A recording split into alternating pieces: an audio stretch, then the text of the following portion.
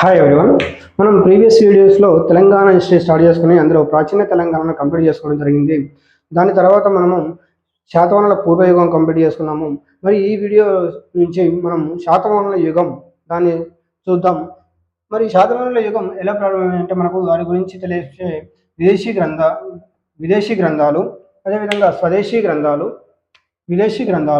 స్వదేశీ గ్రంథాలు, శాసనాలు, జ్ఞానాల ద్వారా వారి యొక్క పరిపాలన వ్యవస్థ ఎలా ఉంటుందని నాకు తెలుస్తుంది. మరి అందులో భాగంగా విదేశీ గ్రంథాలు చూసుకున్నట్లయితే మరి ఒక 3 విదేశీ గ్రంథాలు మనకు శాతవాహనుల గురించి తెలియజేస్తున్నాయి. అవే న్యాచురల్ హిస్టరీ మరియు periplus of the Erythraean sea, geography. మరి న్యాచురల్ హిస్టరీని ప్లీనీ రచించాడు, లాటిన్ భాషలో రాశాడు. మరి పెరిప్లస్ ఆఫ్ ది ఎరిథ్రియన్ సీని గ్రీకు భాషలో రాశారు. ఆ రచయిత అనేది మనకు అవైలబుల్గా లేదు, అంటే దొరకడం లేదు. కాబట్టి ఇది Periplus of the Erythraean see అనేది అజ్ఞాత నావికుడు రాశారని మనకు రాయబడి ఉంది బుక్లో. మరి అదేవిధంగా జాగ్రఫీ, టాలమీ రాసినటువంటి జాగ్రఫీ కూడా మనకు శాతవాహనుల యొక్క పరిపాలన వ్యవస్థ గురించి తెలియజేస్తుంది. మరి ఈ మూడుగా ఈ నేచురల్ హిస్టరీ కానీ, Periplus of the Erythraean see కానీ, జాగ్రఫీ కానీ మనకు ఏం తెలియజేస్తున్నాయి మన శాతవాహనుల గురించి అంటే శాతవాహనుల యొక్క రేవు పట్టణాలు, విదేశీ వ్యాపారం గురించి తెలియజేస్తున్నాయి. మరి అదేవిధంగా మరి విదేశీయులు రాసిన శాతవాహనుల గురించి మరి స్వదేశీయులు ఎవరు రాలేదా అంటే స్వదేశీయులు రాసిన పురాణాలు కానీ, బౌద్ధ గ్రంథాలు కానీ, జైన గ్రంథాలు, అదేవిధంగా హానుడు రాసిన గాథా సప్తశతి, వాసాయనుడు రాసిన కామసూత్రాలు, ఇవి కూడా మనకు శాతవాహనుల యొక్క వ్యవస్థ గురించి, శాతవాహనుల పరిపాలన వ్యవస్థ గురించి మనకు తెలియజేస్తున్నాయి.